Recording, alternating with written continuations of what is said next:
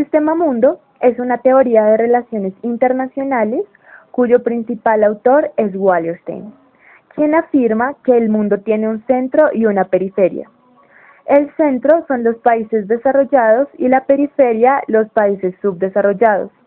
Wallerstein decía que existe la semiperiferia, que son los países en vía de desarrollo, pero luego vino la CEPAL y afirmó que la semiperiferia no existe. En pocas palabras, el centro explota a la periferia y eso siempre seguirá siendo así, debido a que el mundo funciona como un sistema en el que el centro siempre será el centro. Un caso claro de lo anterior es la situación que se presentó desde el momento en que se anunció la eventual aprobación del Tratado de Libre Comercio con Estados Unidos, donde los informes oficiales y de las declaraciones de funcionarios colombianos en el 2011 pone de presente que el TLC no aumentará nuestras exportaciones y traerá graves daños para el medio ambiente, la salud y el sector agropecuario, mientras beneficia a Estados Unidos. Durante los años de la negociación 2004 a 2006, el TLC fue un asunto central de la agenda colombiana. Los gremios de la producción, los sindicatos, las fuerzas políticas y los medios fijaron sus posiciones y hubo cientos de estudios, debates, análisis y proyecciones sobre el impacto económico y social del tratado. Pero hoy en día, la discusión no se refiere al contenido ni a los efectos previsibles del TLC, sino a las estrategias del gobierno Santos para lograr su aprobación, lo cual deja de lado la cuestión más importante. ¿Realmente el TLC es bueno para Colombia? Por eso vale la pena recordar lo que concluyeron los mismos estudios oficiales. Uno de estos informes, elaborado por el Departamento Nacional de Planeación y publicado en julio de 2003, sostuvo que con el TLC las compras colombianas a Estados Unidos aumentan 11,92%, mientras las ventas tan solo lo harían en 6,44%. Otro estudio del Banco de la República de 2006 indicó que las importaciones desde Estados Unidos aumentarían en 1.629 millones de dólares, mientras que las exportaciones colombianas lo harían en tan solo 1.016 millones de dólares. Otro estudio realizado por el Ministerio de Agricultura concluyó que no era cierto que el TLC permitiría comprar comida barata. El exministro Rudolf Gómez comentó, abro comillas, no han podido entender que el beneficio del comercio proviene más de poder importar que de exportar, pero fuera de este argumento peregrino, en realidad no existen investigaciones que demuestren que el TLC traerá beneficios para la economía colombiana. Por el contrario, todas llegan a la conclusión de que el trabajo beneficia a las multinacionales estadounidenses, pero acarrea pérdida para los trabajadores, productores y consumidores colombianos. Esta conclusión se sigue del propio texto final del TLC en sus 23 capítulos y más de 1.600 páginas. Cierro comillas.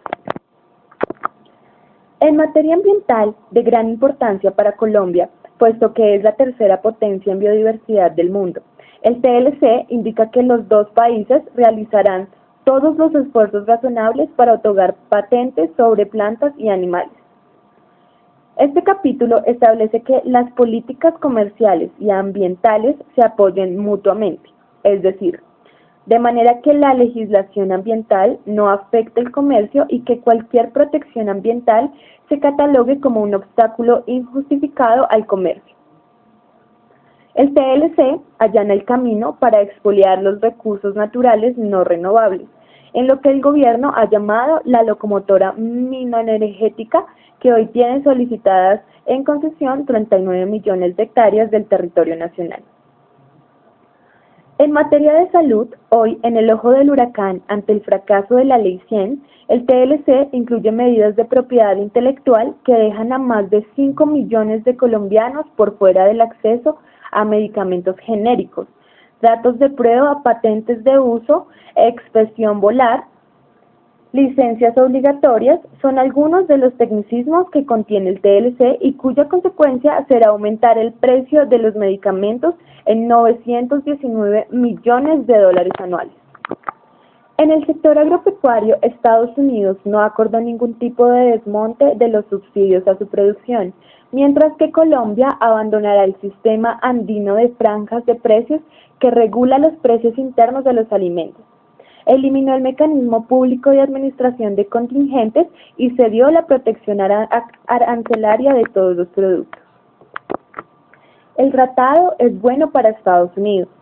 Las evidencias son tan contundentes que incluso funcionarios gubernamentales reconocen que el TLC beneficia solamente a los Estados Unidos.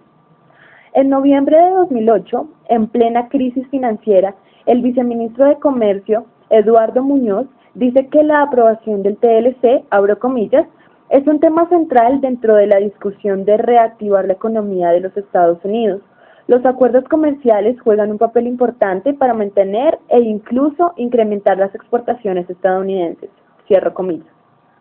En enero de 2009, la embajadora de Colombia en Washington, Carolina Barco, manifestó, abro comillas, los tratados son importantes para la economía americana. Esto representa el crecimiento de sus empleos.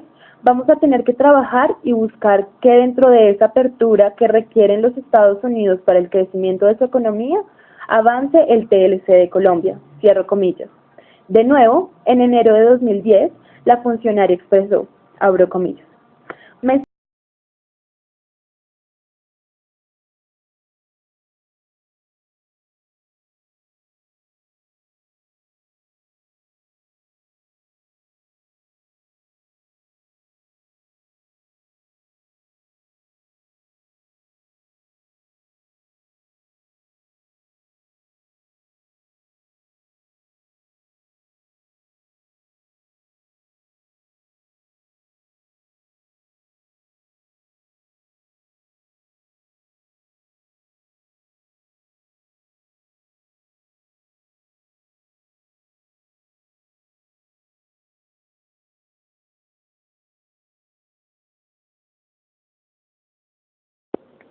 Con el caso anterior es evidente la teoría Estado-Mundo, ya que en este caso el centro, que es Estados Unidos, se vale de la periferia, que es Colombia, para seguir surgiendo. El constructivismo se ocupa principalmente de entender cómo el rol de las ideas modela el sistema internacional. A través de las ideas, los constructivistas se refieren a los objetivos, amenazas, temores, identidades y otros elementos de la realidad percibida que influencian a los estados y a los actores no estatales dentro del sistema internacional.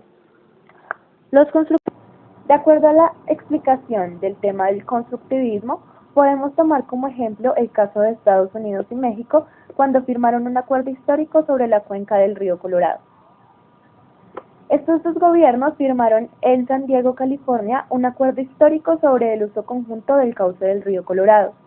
El nuevo concierto faculta a las agencias del agua de California, Nevada y Arizona para comprar una gran cantidad de metros cúbicos de la cuenca del río perteneciente a su vecino del sur por unos 10 millones de dólares que las autoridades mexicanas destinarán a la reconstrucción de sus infraestructuras hidráulicas dañadas tras el terremoto de 2010.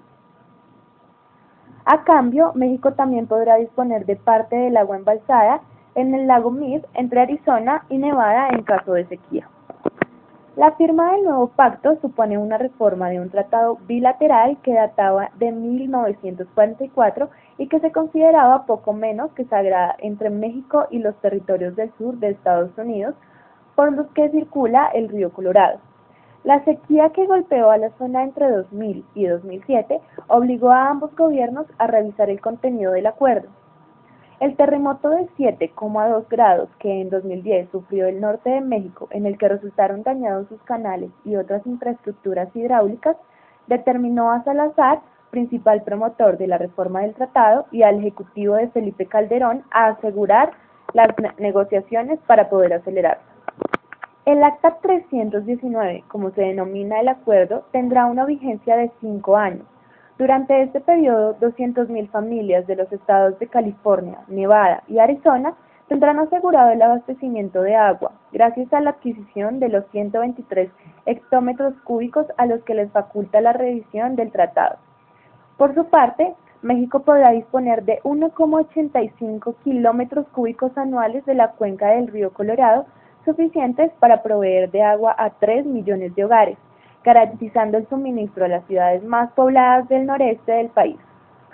A la administración mexicana también se le faculta utilizar parte del cauce del lago Mead, siempre y cuando su caudal adicional. La dependencia es una relación de obediencia de los intereses nacionales a los extranjeros. Se manifiesta en el comercio exterior, en el turismo internacional, en la transferencia de capitales, en el endeudamiento externo, en la firma de convenios y tratados internacionales, en la participación en organismos multinacionales, en las fluctuaciones de precios internacionales y entre otros aspectos. Las relaciones que mantiene nuestro país con el exterior son de diversa índole: económicos, políticos, culturales, diplomáticos, financieros, tecnológicos, turísticos, laborales, entre otros. Se establece diferencia entre países ricos y pobres utilizando conceptos como centro-periferia para referirse a la relación que existe entre países desarrollados y los subdesarrollados.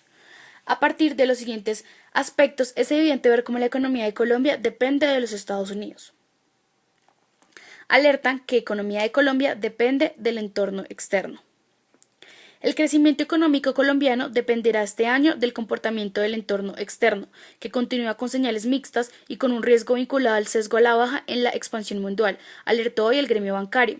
El peligro surge del sesgo a la baja en el crecimiento mundial por la fragilidad de la actividad económica en economías avanzadas y grandes como Estados Unidos y la Unión Europea, acotó un estudio de la Asociación Bancaria y las entidades financieras, Asobancaria.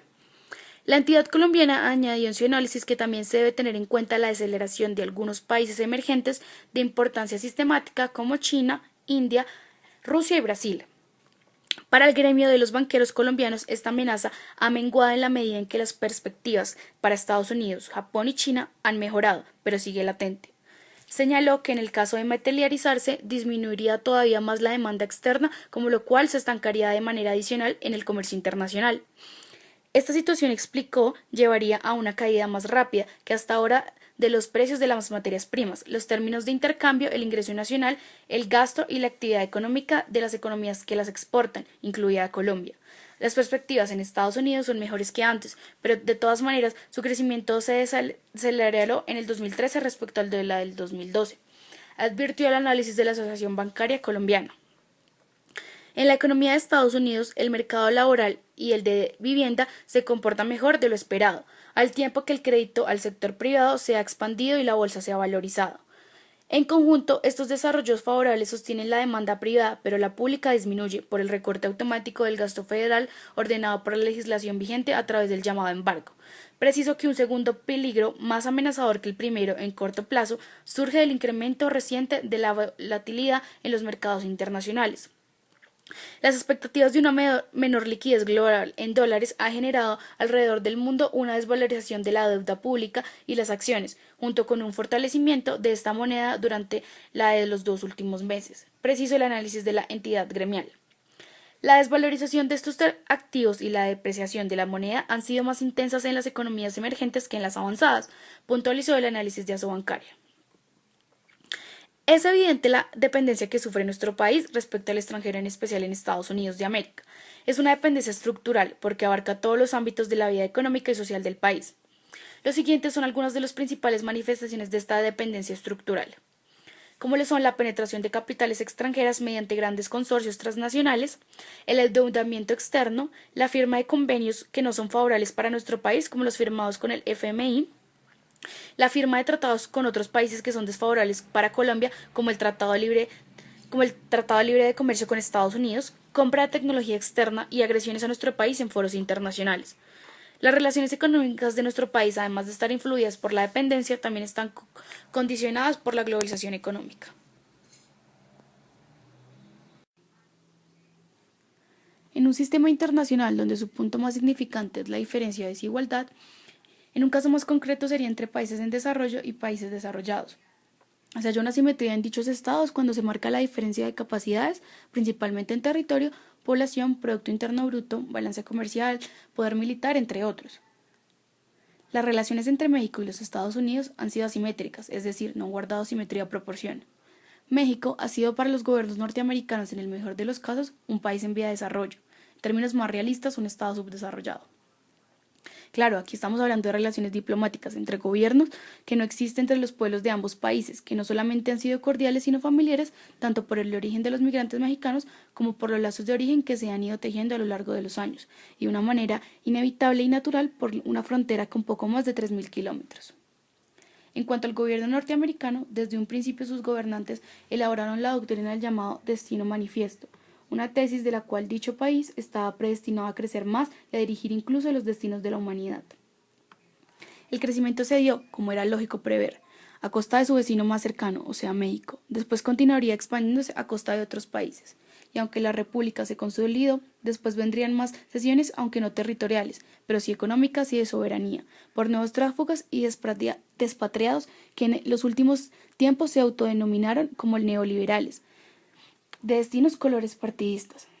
Esta actitud intervencionista de las grandes potencias obligó a México a elaborar una política exterior de principios y de apego al derecho y a la justicia. Así surgieron principios como no la intervención, la igualdad jurídica de los estados, la autodeterminación de los pueblos, la solución pacífica de las controversias, la prohibición de amenaza o de uso de fuerza en las relaciones internacionales, la igualdad jurídica de los estados, la cooperación internacional para el desarrollo y la lucha por la paz y la seguridad internacional, consagrados en la fracción del artículo 89 de la Constitución Política Federal. Y también hubieron acuerdos tan importantes adoptados por los organismos internacionales como la ONU, OEA, como la Carta de Derechos y Deberes Económicos de los Estados, el Tratado del Tlatelolco, que prohíbe las armas nucleares. México, desde la Guerra de la Reforma hasta la época de la posrevolucionaria, fue congruente con estos principios, a tal grado que muchas veces lo más en el orden externo que en el interno. De una o de la otra manera, en las relaciones internacionales, México se distinguió por una política exterior defensora de la soberanía nacional, de apoyo decidido a los pueblos débiles y con una gran solidaridad internacional. Por ello fue respetado y hasta llegó a ser considerado como el líder de los países latinoamericanos. No obstante, la asimetría existente con los Estados Unidos y en ocasiones a pesar de muchas presiones recibidas del Coloso del Norte, México mantuvo una política de dignidad frente a los Estados Unidos. Esto contrario a muchas veces a los grupos más conservadores de nuestro país, que eran de la idea que si de notas maneras Estados Unidos representara la fuerza le iría mejor mientras más amables fueran con los vecinos del norte. De una u otra manera, esta simetría entre los países no impide un trato cordial. La escuela inglesa se caracteriza por resaltar la importancia de los compromisos internacionales para desarrollar relaciones pacíficas entre los estados. También rompen con la tendencia a explicar todo a través de motivos causales o racionales. Panamá y Estados Unidos mantienen buenas relaciones pese a Wikileaks, afirmó el ministro. Las relaciones entre Panamá y Estados Unidos son buenas, pese a la difusión de cables Wikileaks, donde a la ex embajadora estadounidense Barbara Stephenson cuestionó al presidente Ricardo Martinelli, sostuvo el 30 el ministro de Seguridad Pública José Raúl Mulino. Wikileaks no tiene nada que ver con la posición oficial del gobierno de los Estados Unidos, expresó el alto funcionario gubernamental al ser indagado sobre este polémico tema. Según el ministro, la renuncia de Stephenson y el embajador de Panamá en Washington, Jaime Alemán, tampoco están vinculados a la difusión de estos polémicos cables difundidos por el diario español El País. Los cables dieron cuenta que la diplomática, actualmente en Londres, Gran Bretaña, cuando estuvo en Panamá entre julio del 2008 y septiembre del 2009, afirmó en su gobierno que Martinelli le solicitó ayuda para intervenir teléfonos de políticos opositores. El gobierno panameño rechazó este informe, escrito por Stephenson cuando se encontraba al frente de la embajadora de Estados Unidos en este país. Dijo que esos puntos de vista subjetivos de la diplomática. Mulino destacó que la nueva embajadora estadounidense en Panamá, Philip Powers, recientemente declaró que las relaciones entre los dos países pasan por un buen momento. Agregó que como una muestra de esta situación en los próximos días, una misión estadounidense de alto nivel arribará a Panamá para fortalecer la cooperación en temas de seguridad y otros aspectos. Es un equipo técnico para ver cuestiones de migración, aduanas, las estaciones aeronavales y los equipos que estamos recibiendo. Es una cooperación común y corriente entre gobiernos amigos, puntualizó. Panamá y Estados Unidos tradicionalmente han sido socios estratégicos y pese a algunos altibajos a lo largo de su historia han mantenido lazos de cooperación mutua en diversos campos y en especial en temas de seguridad.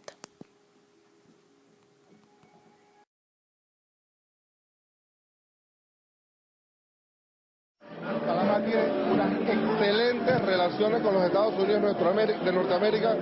Estados Unidos es el socio y el aliado principal de Panamá y lo seguirá siendo siempre. Se va para Londres. Hemos tenido una excelente embajadora, una persona que ha ayudado aún más a cimentar esos lazos de amistad, de confraternidad que existen entre nuestros países y se va para un mejor puesto. Este es un día especial para mí, lleno de significado y emoción, ya que es mi última celebración del Día de la Independencia como embajadora en Panamá. Como he dicho antes, regresar como embajadora americana a Panamá, en donde comencé mi carrera diplomática, fue un sueño hecho realidad.